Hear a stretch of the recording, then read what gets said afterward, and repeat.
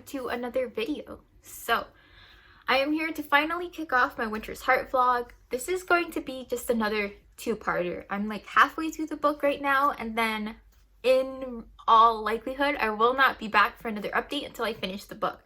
So it is what it is. These books are just, I'm reading them so slowly that by the time I have both read enough to have anything to talk about and simultaneously have enough time and energy to film,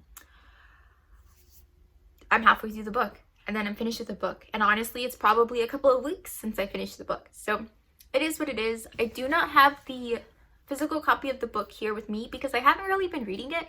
I checked out the ebook from my library and I have been reading it from that.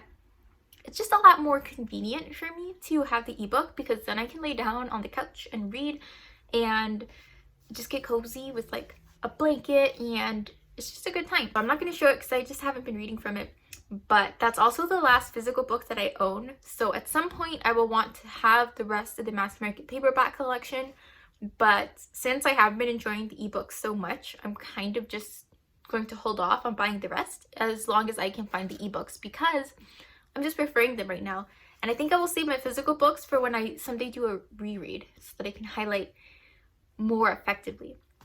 If you remember, if you've been following this vlog at all, when I started The Eye of the World, I was annotating, but I had no real system that I liked, and honestly I still don't, and it was taking so much of my attention away from figuring out what was going on in the book that I just stopped annotating in like partway through The Great Hunt, I think.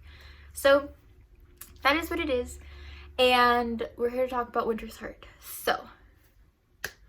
So this is going to be a fairly, hopefully brief update just because I'm only here to procrastinate some grading that I need to do, as well as keep myself awake because I'm very sleepy right now and I don't know why. So we'll see. I'm trying to keep myself awake so that I can actually go do that grading that I am procrastinating on. So Winter's Heart picks up basically where the Path of Daggers ended. And if you remember from my last vlog, the Path of Daggers ended so abruptly. Like, we were meandering through most of the book, and then at the very end, all these pieces are into play. And like, it's a tense moment as Rand gets attacked. Perrin or Fael gets attacked. Elaine arrives in Camelin. Like, all the pieces that we have been kind of just watching from the sidelines for most of the Path of Daggers finally get into place, and it's like, ooh, stuff's about to happen. And then the book ends, and then in Winter's Heart we actually get to see some of that start to play out, which is wild because I'm reading these books after they have already been published, like all of them, but to imagine getting to the end of the Path of Daggers and then waiting like 4 years until Winter's Heart, that would be such a frustrating experience. So I'm glad that is not the life I live, and I was able to just jump straight into Winter's Heart.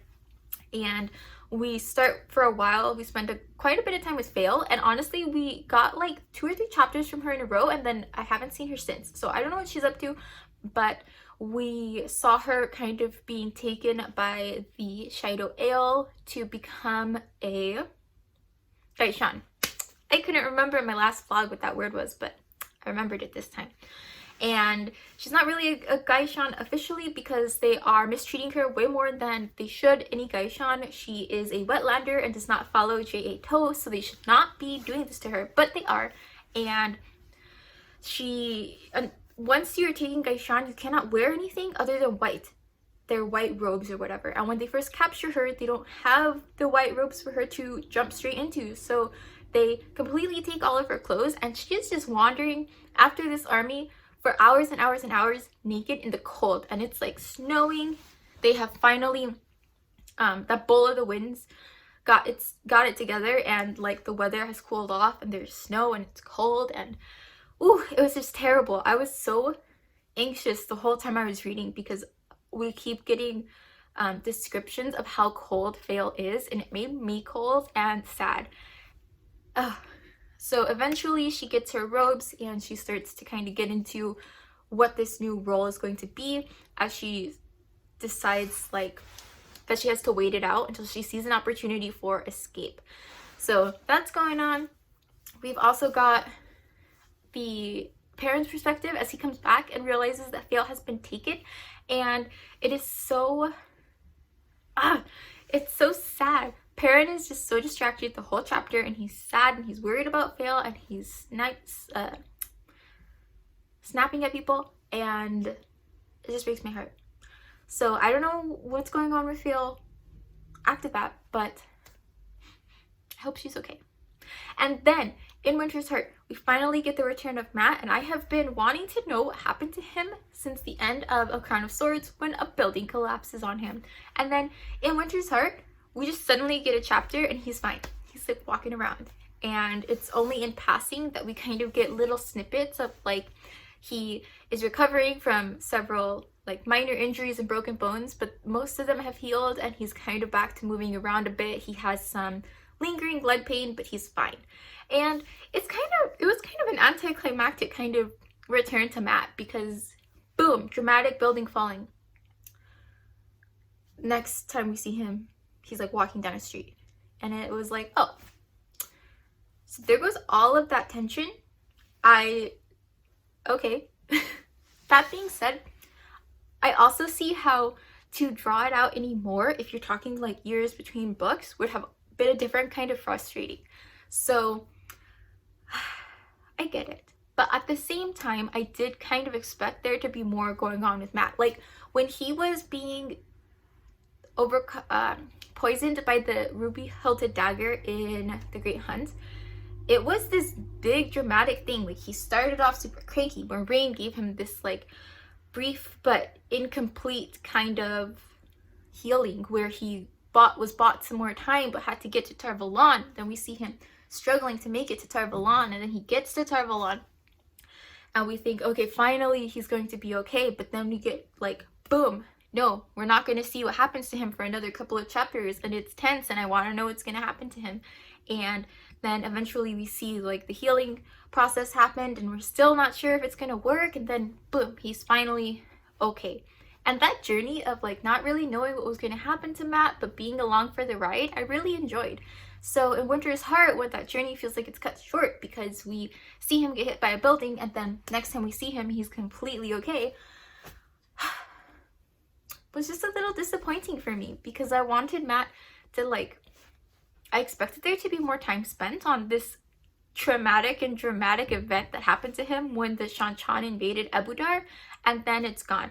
Like suddenly here we are, the Shan-Chan have established themselves, Matt has taken vows so that they would not imprison him or attack him or kill him or whatever, so he's kind of settled into a rhythm in Ebudar, and he is back with Tylin, and that is so frustrating because I hate Tylin, and she is the one who ultimately cared for him. Like, not she herself, but she brought him into her palace so that he could be taken care of and he could recover, and now he's just her pet, and it's frustrating and I hate it. And he is trying to find a way to save enough money in order to join the circus. So Luca, Lord Luca, or not Lord, he's not a Lord, Luca something, I don't know.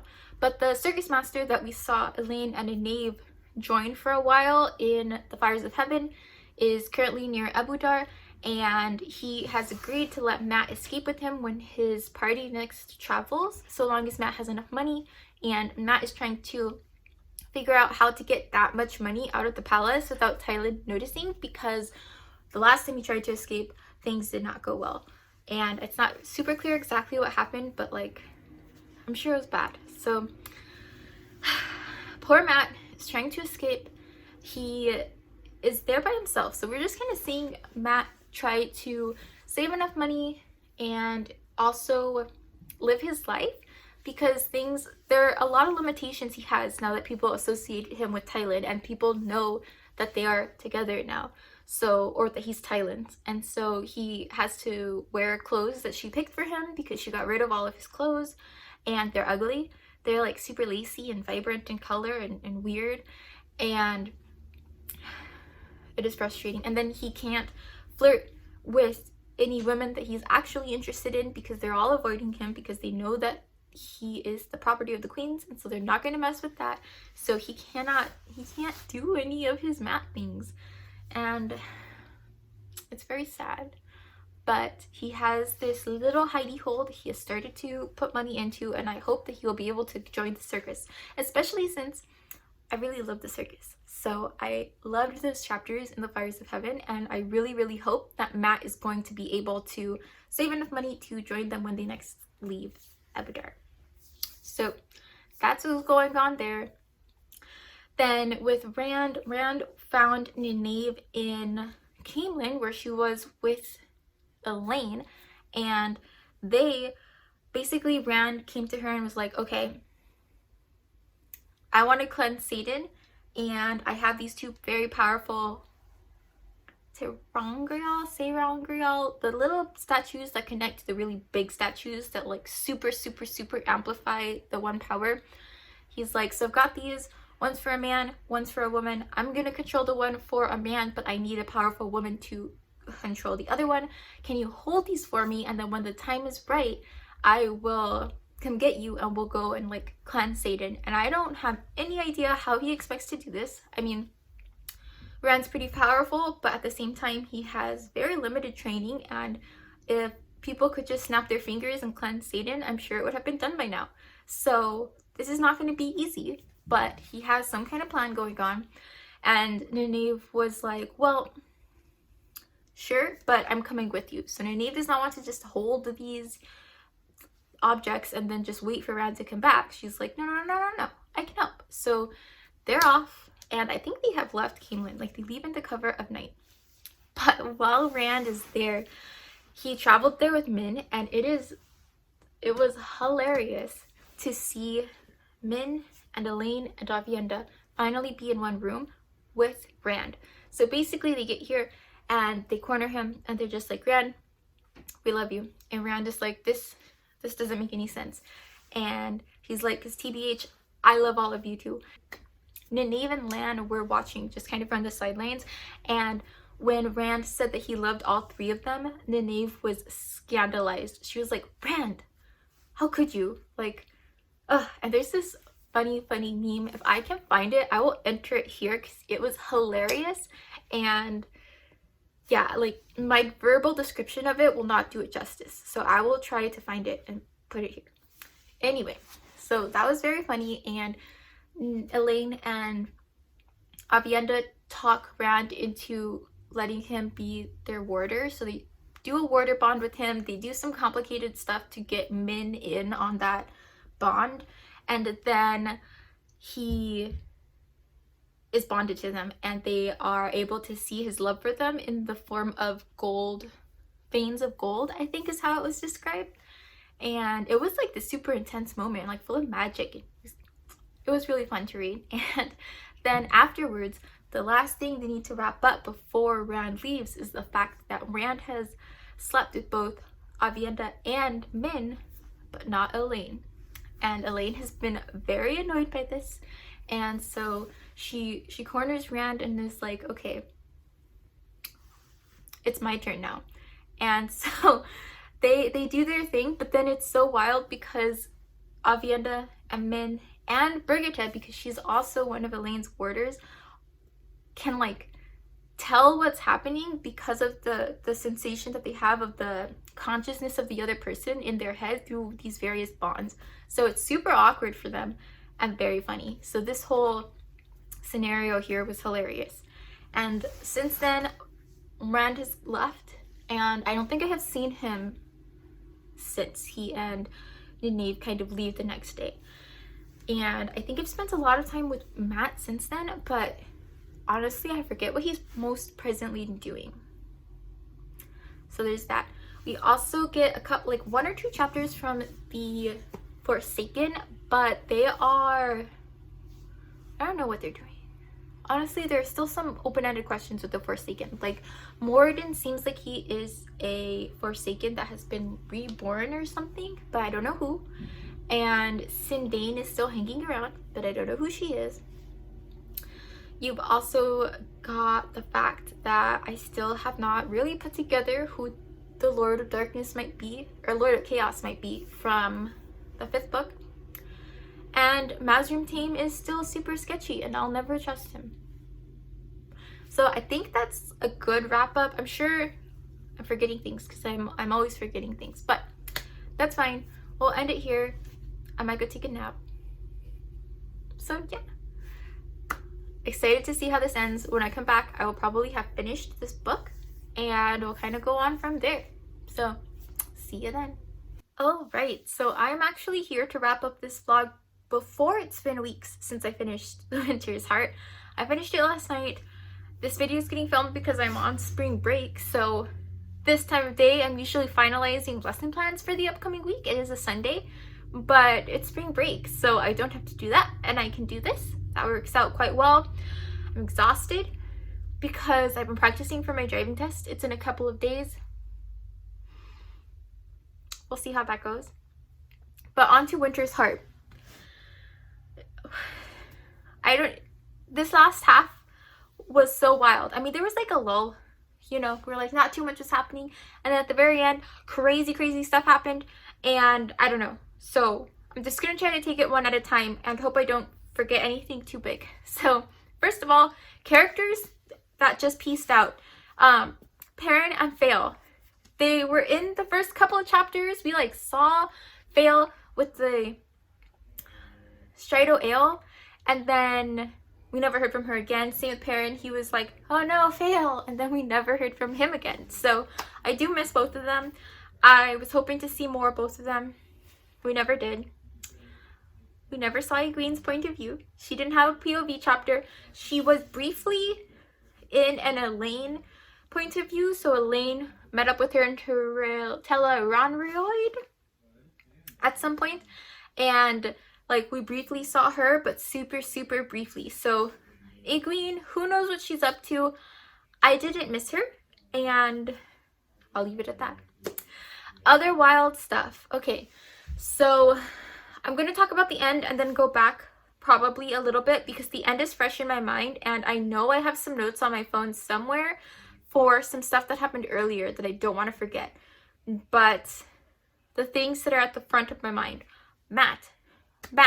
Oh my goodness. He met Tuon, daughter of the Nine Moons, didn't know she was the daughter of the Nine Moons, and then at the very end, as he is trying to escape Ebudar, he learns that she is the daughter of the Nine Moons, who I think it was the sneaky people, or maybe it was the foxy people, someone in one of the doors that he walked through gave him the like foretelling that he was going to marry the daughter of the Nine Moons. So here she is. I don't know how it's gonna happen. She's like a Shan leader, and anyway, she encounters him while he's trying to escape Ebudar, and ultimately he ties her up and her assistant and is like, I guess we're taking them with us now because I'm fated to marry her, so might as well bring her along. And so he is trying to get out of Ebudar. I was really surprised by the fact that he's taking this chance to escape when Tylin is out of the city. She's like gone off to do something or other, and he's trying to escape because she has not let him because she's the worst. And yet she catches him mid-escape this time, and instead of trying to stop him, actually lets him go for once and goes so far as to let him tie her up so that she can have deniability in his escape and no one will accuse her of letting him escape and aiding him. He ties her up, I think shoves her under the bed or something so that it looks like he overcame him. He overcame her and she didn't just let him go, which was a weird move to me. I mean, it felt really sudden.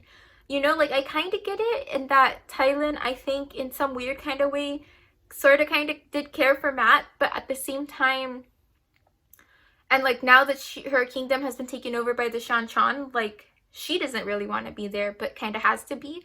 So I get that, but at the same time, it felt like it came out of nowhere, because even if Tylin was like, yeah, okay, I get how you wouldn't want to stay here now that it's being occupied by the Shan, she could have let him go like way earlier than this. Matt has repeatedly tried to get out, even with the Shan there, and she hasn't. So I don't know where this change of heart came from, why she just decided to let him go, but she did. And we last see Matt having tied up Tuon and has told his crew, let's get out of here, we're taking her with us. And that's where we leave Matt. Then Elaine, she was doing something or other for a while in Camelin. I honestly, I don't like Elaine as a character, and she hasn't been doing anything I'm particularly invested in, so I don't even remember where we last left her. Camelin, doing something. And then we've got Nynaeve, who did go with Rand to cleanse Satan. And for a while, Rand actually stops in Farmading because he is trying to hunt down and kill the Ashaman who betrayed him in Cairhien. I think it was Cairhien. And that's super wild because he's really unusually chill about it.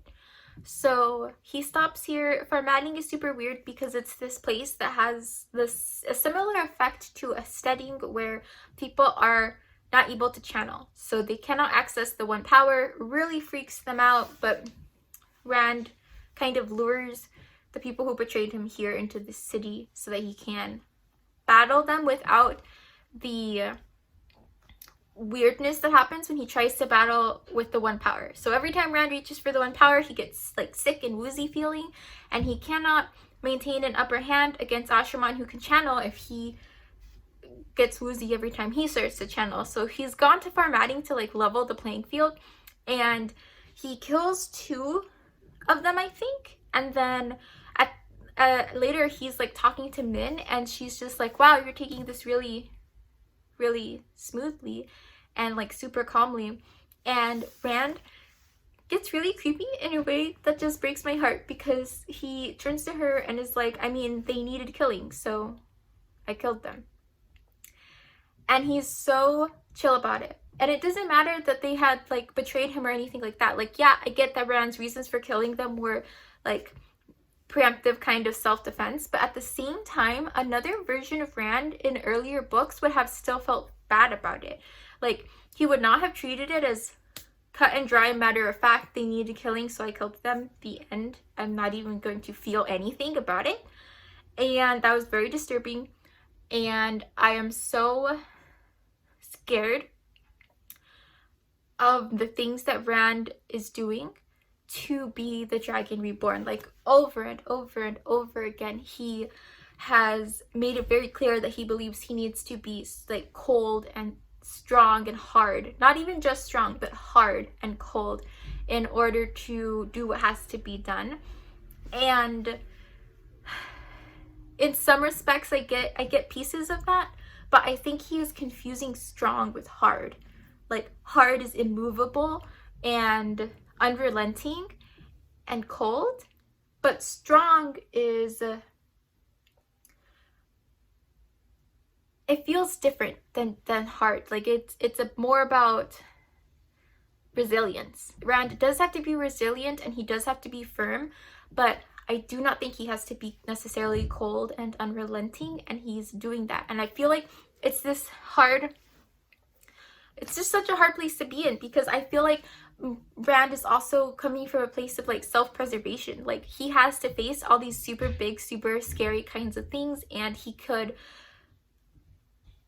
to really think about and feel the things a normal person would feel about all these crazy things happening. He would be terrified and unable to really do anything. And so I feel like he's distancing himself from all of those emotions so much so that he can continue to move forward.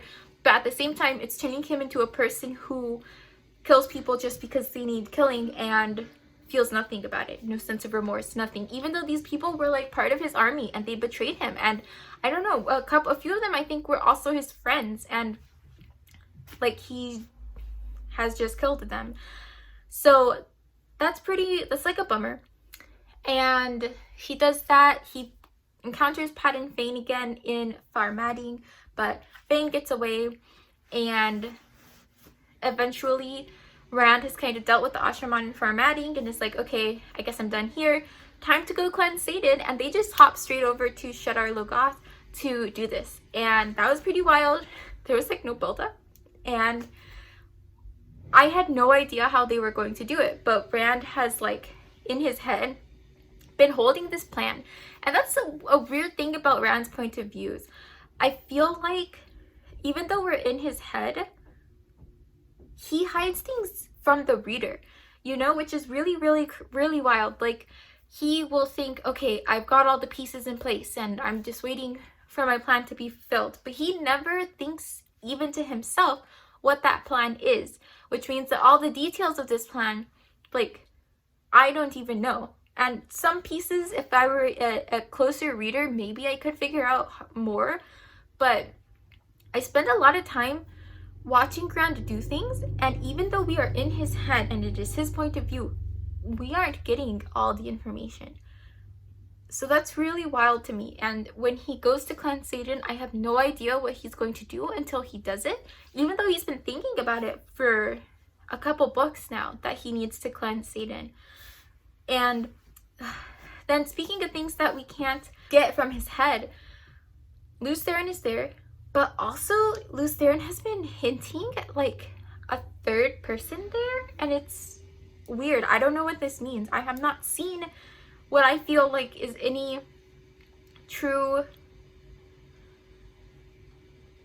evidence that there's actually another person in Rand's head, but at the same time, Rand has multiple times expressed seeing the face of a man in his mind that he vaguely gets a sense of recognition for, but doesn't know who it is. And Lews Therin makes the statement that's something along the lines of, I wonder how many us three will kill, or I wonder how many the three of us will kill. And he uses that phrase, three of us, and I don't know who the three are. I mean, and the first thing that pops to mind is like Lews Therin, who thinks of himself as real in Rand's head, Rand, and then who's the third? Like, what? And we also get this multiple times. Lews Therin has made the remark, I can't believe there's a crazy man in my head. And it's unclear to me if Lews Therin is thinking of Rand as being the crazy man in his head, and Lews Therin, who I think is a delusion, but I don't know, is actually thinks he's real and Rand's not. Or Lews Therin thinks there's Rand and there's another something or other happening. I have no idea. It unsettles me. Not to mention the fact that when this is all over, in the very last chapter, 2 times, something called the Time of Illusions is considered to be coming to an end. Like, with the events of Winter's Heart, the Time of Illusions is drawing to a close. What is the Time of Illusions? I don't know. What are the illusions? So that's all happening. They get to Shadar Logoth. Rand and Nynaeve link up so that Rand can create this like weird power funnel into Shadar Logoth, because my understanding is that he was inspired by this plan because he's got 2 wounds that do not heal. One that was made by Ishamael in the very beginning of the series, that was made with like the Dark One's power, and the other, and which is the same kind of power that is the taint on Satan, because that was put there by the Dark One. So there's that wound, and then there's the wound from Padan Fane's dagger, which had power from Shadar Logoth in it. And even though Shadar Logoth is a place full of like a really corrupt evil, it is an evil that was born from people having fought so hard against the Dark One and evil that they kind of became evil themselves and like ruthless and hateful, and that turned into this dark maleficence that is in this city. And so even though the Dark One's power and the taint on Satan and the power from Shadar Logoth are both evils, they're different kinds of evils. Like, one is a pure, super evil, bad, hateful evil, and the other is like an evil born from good intentions gone bad. That's how my boyfriend kind of explained it to me. He did some Googling. We were both kind of trying to wrap our heads around exactly how this plan worked. But the idea is that you've got these 2 evils, and so with Rand's wounds, they pulse like pulses of pain, and the 2 different wounds always pulse out of sync with each other. They do not ever harmonize or anything. One's always pulsing when the other is not, and that kind of thing. So that brings us to this idea that the two evils are kind of opposite evils. And so he uses a sarangrial, I think is what it's called, to channel immense amounts of the one power, both Satan and Sadar, by linking with Nynaeve, in order to make this funnel that like pushes Satan and its taint into Shadar Logoth. And because Shadar Logoth is a power that was born out of trying to fight the Dark One, it sees the taint on Satan and is like, oh yeah, I'm attacking this. And then the taint on Satan is like, oh, I'm attacking this. And they kind of like eventually annihilate each other. And by the end of Winter's Heart, it really seems like Satan has been cleansed, which is super wild. And I can't even fathom what the ramifications of that are going to be, right? One, did it really happen? It seems to have happened, but some of the Aes Sedai who were here at the time seem a little skeptical that this is really what has occurred and like none of the taint is left over. But also, it's kind of revolutionary. It buys Rand time.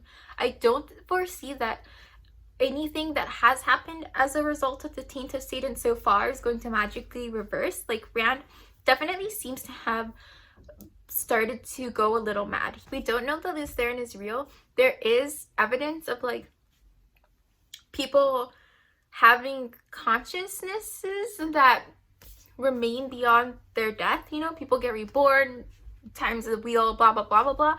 But I'm definitely leaning towards Lutheran is not real, which means that Rand has started to go mad as a result of Satan. We also see him being like kind of a paranoid weirdo in ways that are like semi-justified, but also brought to extremes, possibly because of Satan. So I don't anticipate that Rand will like make a recovery, but if Satan is really cleansed, then I feel like it buys him time because he won't continue to devolve into madness, and his Asha'man army also won't continue to suffer as much, right? Like the new recruits that he brings in potentially won't go mad at all, which is wild because one, he will be able to recruit more people if Mazrim Taim hasn't already turned the whole army against him, which not convinced he hasn't, and it buys him time. Right, he was racing against the clock. Will he be able to do all the things he's got to do and grow as much as he needs to grow before he goes crazy? And will he be able to fight the Dark One before it's all over, before he becomes more of a danger to himself and everyone around him than the Dark One? And now if that has stalled, then he has a lot more time. That being said, the things that he has done to get to this point have also changed him. And so I feel like this is interesting because this whole time Rand has been racing against the taint on Satan in order to make sure that he doesn't become a dangerous person who has to be essentially put down before he can have his battle with the Dark One. But in doing this, he has become a different person, and I'm not convinced yet that isn't its own kind of danger. Like, this cold, hard person that Rand is now, it's turned him into even if he doesn't continue to go mad, he is a person that I don't know that we can always necessarily trust him anymore. Like, he is super become the ends justify the means kind of person, or at least more than he was at the very beginning. And so yes, maybe Satan is cleansed, but in cleansing Satan, has Rand kind of pushed himself into, yet still pushed himself into becoming something he doesn't want to be, and pushed himself to be the kind of person that is still ultimately going to be a threat to people he's trying to save. So, and has it also pushed him to become a person whose judgment is not as good as it could be, because he has this misconstrued what it means to be strong versus hard versus cold and all of that. Now, there are people who see this happening to him and are, in theory, working to correct it. Namely, Cutswain, who is this like super fancy, super powerful Aes Sedai, who mostly has been just super irritating. But we have seen her in conversation with people like Shiriam, I think? Not Shiriam, Varen. Some other Aes Sedai. No! It was the wise one. Emis? I think. I don't know.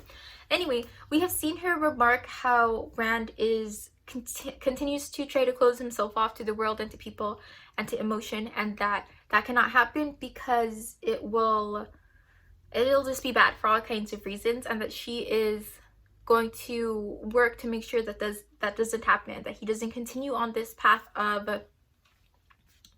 trying to make himself so unfeeling. And my hope is that she will be successful. I don't really know how she plans to do this. She and Rand have only recently kind of entered into an uneasy alliance, but even Min's powers of sight have told her that if Rand is going to prevail, he needs Cutswain. He's going to need her before it's all over. So he cannot alienate her, and he tried for a while. He cannot push her away. He needs to work with her, and I hope that her role is going to be bringing him back from this dark, unfeeling place he has found himself in, especially now that if Satan really is cleansed, he has the potential to last longer, really, than he otherwise would have.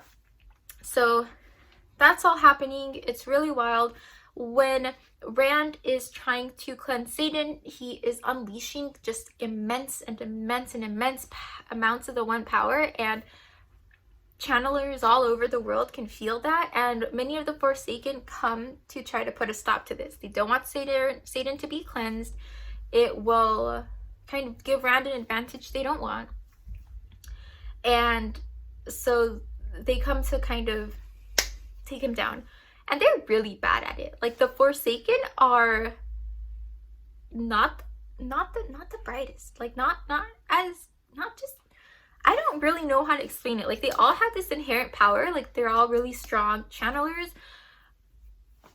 They're just not great at using that power. So we see a lot of revelations in this whole shebang. Okay, first of all, we see Shiva, who it turns out Shiva was a Forsaken in disguise, and I believe he was Ashringar or Arengar. They both exist. One of them is actually Halima, the other one was Shiva, Forsaken. I think it's Arengar, which blew my mind. I mean, Shiva was like kind of a shifty character, and I wish I could remember some of the earlier things that I have said about Shiva, because I remember when we first encountered him as a character, I really liked him, and I can't remember why, but like, I have a lot of fondness for Shiva, and so his betrayal of Rand at the end of the Path of Daggers really hurt my heart. And now we learn that he was a Forsaken, so 100% had me fooled, and he's dead now, pretty sure, because he was about to channel some balefire at Rand when some Aes Sedai who are watching over him while he's doing all this funneling, they see him, and she's like, oh hey, I'm just gonna blast that hilltop that he's on. So I'm pretty sure that he's dead. Shiva, why'd you do this? Anyway, so that happens. Then we also see Moradin and Sindain. Alright, Moradin and Sindain have been working together. Moradin has claimed to have been named Nibelus, and it has not been clear for a really long time who these people are, why they seem to be so powerful and in favor with the Dark One, even though they don't really have, like, they seem to have come out of nowhere. However, in this chapter, the very last one, we get evidence that they are actually Forsaken brought back, right? The Dark One is like, he's doing whatever he wants. Like, if they have not been balefired, he's just bringing back his Forsaken, which is kind of a bummer, because it's like, wow, Rand has spent books and books, one by one, taking them down, and he's just bringing them back, undoing all this progress. But we get evidence that Moradin is Ishamael / Baelzamon from the very first book, first 3 books really, and that blew my mind. I forget exactly how we learned this. I think it was that he says that he's the creator of the Trollocs, and that was something that I didn't know Ishmael was responsible for. I had to ask my boyfriend which Forsaken was responsible for the creation of the Trollocs, because I know we have heard it, I just could not remember. So evidence that Moradin is Ishmael. I missed him.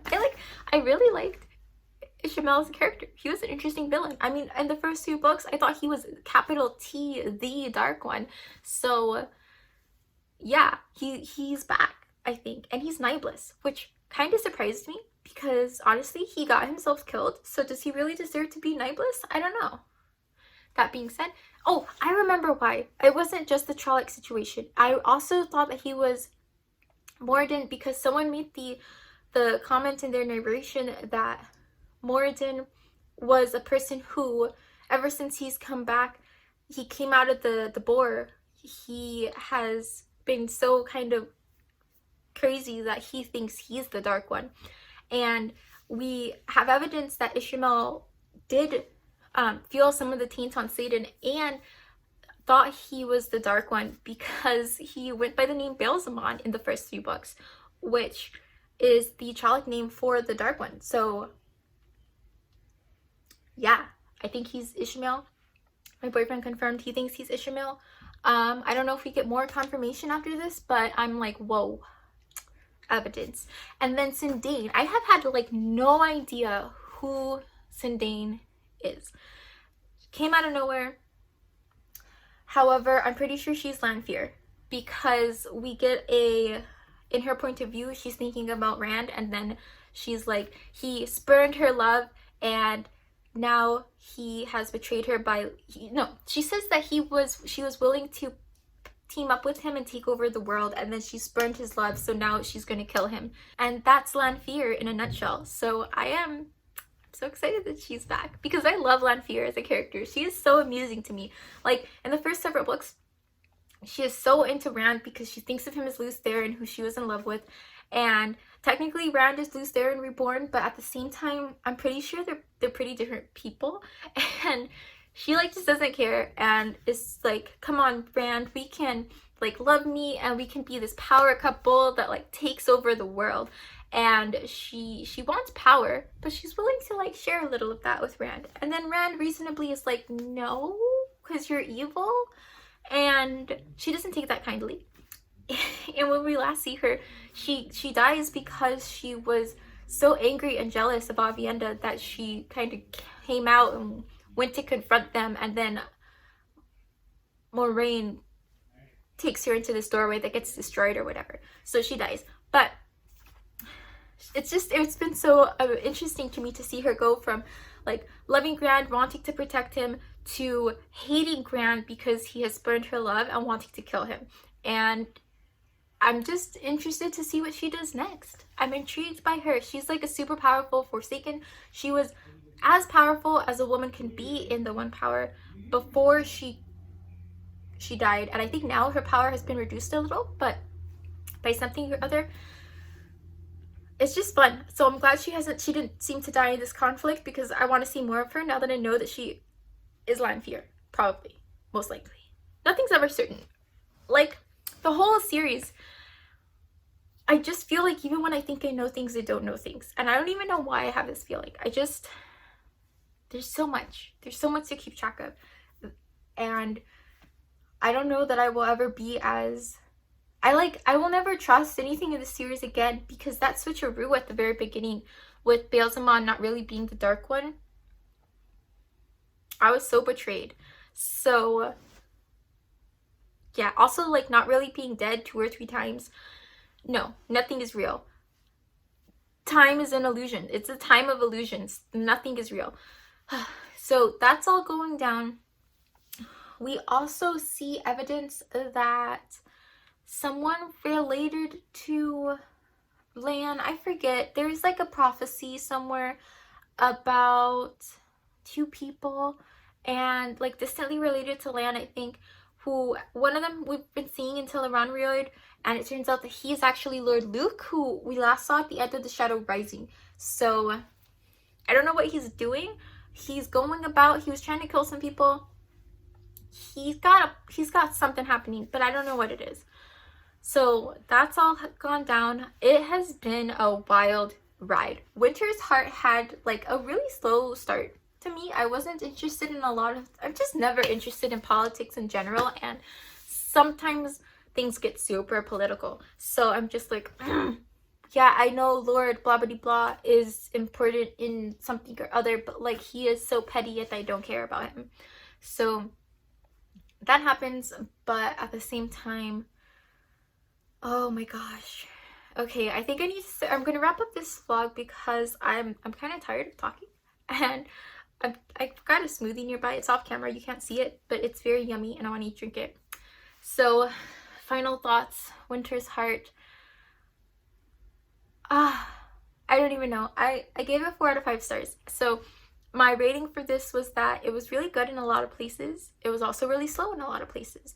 So not the full 5 stars, but really good. And I'm just so excited to see what's going to happen next. If Satan's really cleansed, I think it is. And I don't even know what Brand's gonna do next. Like, he was all about cleansing Satan. Now what are his next moves gonna be? I'm not really sure. He has to get ready to fight on the stones of something or other. We've also met this woman, Olivia, who is super strong in the wind power, stronger than a knave, and Min has said will help Rand die. Whatever that means. So I don't know what's happening. I do know that I'm excited to keep reading the series. We're about to enter Crossroads of Twilight. My boyfriend does not like Crossroads of Twilight. He has summarized it as nothing happens. And I'm sure he's over exaggerating just a hair, because even now in this reread, like, he has told me about books that he like can't remember anything about, or only remembers 1 or 2 things, and then as we read them he acknowledges that they're better than he remembers them being. But Crossroads of Twilight's a little infamous, so I don't know. We'll see what happens. I am excited to read it, even if nothing happens. Like, I'm excited to either read it and be pleasantly surprised that like it's more interesting than I've been led to believe, or excited to read it and find out that it really is this like 500-page book where nothing happens, and just to see how Robert Jordan managed that.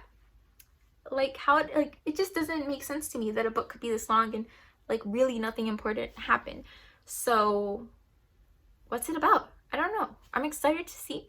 And I've got it from the library. I have the ebook, which is why I have not been showing the copies, because it's just been way more convenient for me recently to read real time on my Kindle. So that's what I'm doing. I've got it from the library.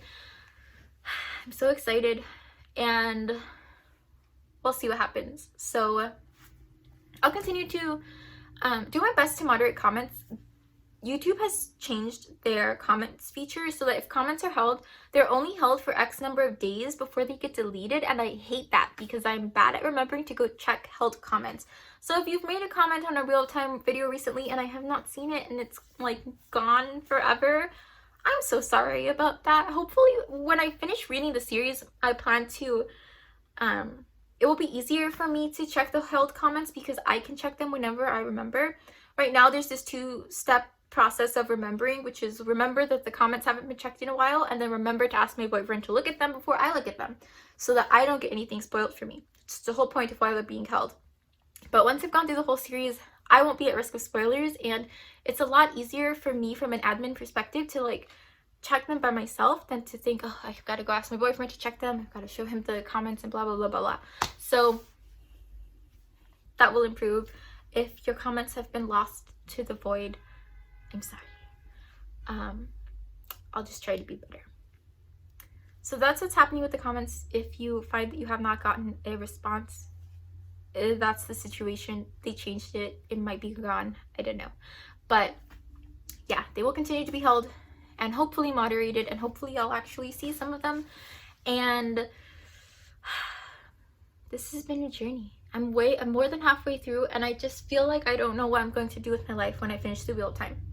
It has been now a year, a solid year, since I started reading the series, and I've just put so much time and energy and feeling into reading this series that when it's over, I don't know what I'm going to do. I mean, literally, I know that my boyfriend and I have a couple of different series we've agreed to read next, but still, it's pretty wild. Okay, I'm gonna end it here. I've been rambling. If you've made it this far, thank you so much for watching, and I hope to see you next time. Bye.